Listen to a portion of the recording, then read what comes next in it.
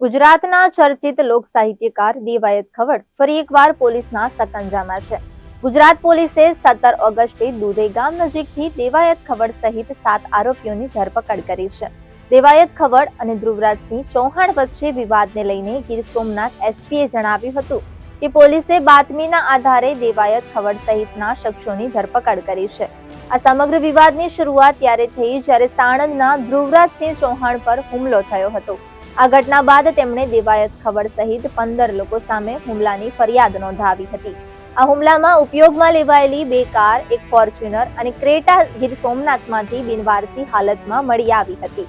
ધ્રુવરાજસિંહ અને તેના 2 મિત્રો કિયા કારમાં સોમનાથ જતા હતા ત્યારે આગળથી ફોર્ચ્યુનર અને પાછળથી ક્રેટા કાર ચાલકે ધ્રુવરાજસિંહ જે કારમાં હતો તેને ટક્કર મારી હતી. બાદમાં બંને કારમાંથી દેવાયત ખવડ સહિત 12 થી 15 શખ્સો પાઇપ ટોકા લઈને નીચે ઉતર્યા અને ધ્રુવરાજની કારમાં તોડફોડ કરી તેમજ તેણે ઢોરમાર પણ માર્યો હતો.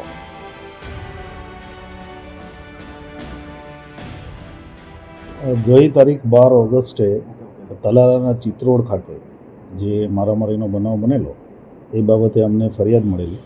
ફરિયાદી ધ્રુવરાજસિંહ ચૌહાણ જે સનાથડ અમદાવાદના રહેવાસી છે અને એમની ફરિયાદ મુજબ દેવાયત ખવડ અને એમના બીજા 12 થી 15 સાથીઓ ગાડી એમની સાથે ભટકાડી અને મારામારી કરેલી અને હથિયાર પણ બતાવેલું અને લૂંટ પણ કરેલી. આ પ્રકારની ફરિયાદના આધારે ગીર સોમનાથ પોલીસે તાત્કાલિક અસરથી 7 અલગ અલગ ટીમો, જેમાં એલસીબીની 2 ટીમ, એસઓજીની 2 ટીમ અને તલાલા પોલીસ સ્ટેશનની 3 ટીમ, 7 અલગ અલગ ટીમો બનાવી અને અમે ફરિયાદ લીધા બાદ આરોપીની તપાસ માટે ટીમો રવાના કરેલી. શરૂઆતમાં ટેકનિકલ એનાલિસિસ કરતાં સાસણની આજુબાજુ એમનું સતત અમને લોકેશન મળતા હતા. કેમ કે આરોપીઓ જે છે એ મોબાઈલ ફોન ફેંકીને જતા રહ્યા હતા. એને કારણે થઈને સતત આખી રાત અમે જુનાગઢ જિલ્લામાં સાસણ અને આજુબાજુના ગામડાઓમાં પહેલે દિવસે તપાસ કરી. ત્યારબાદ અમે એમના પોતપોતાના જે ડાઉટફુલ લોકો હતા એના લિસ્ટ બનાવી, અગાઉના ગુનાઓમાં સામેલ હોય, એમના સોશિયલ મીડિયા કોન્ટેક્ટ હોય, એમના સીડીઆર એનાલિસિસ, એના આધારે લિસ્ટ બનાવીને જે ડાઉટફુલ લોકો હતા એમના તમામના ઘરે તપાસ ચાલુ કરેલી.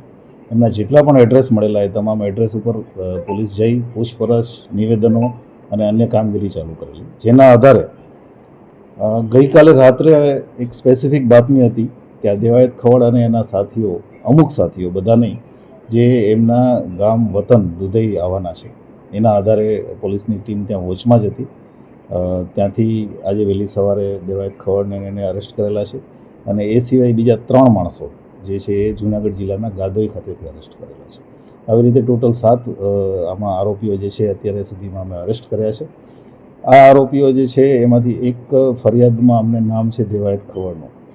બાકીના જે તમામ આરોપીઓ છે એની અમે આઈડેન્ટિફિકેશન પરેડ કરવાના છીએ અને આગળની લીગલ કાર્યવાહી ચાલુ કરવાના છે. આ અમારી પાસે જે ફરિયાદ આવી છે એમાં એક વ્યક્તિ ઇજાગ્રસ્ત છે અને એમની સારવાર જૂનાગઢ ખાતે ચાલુ હતી.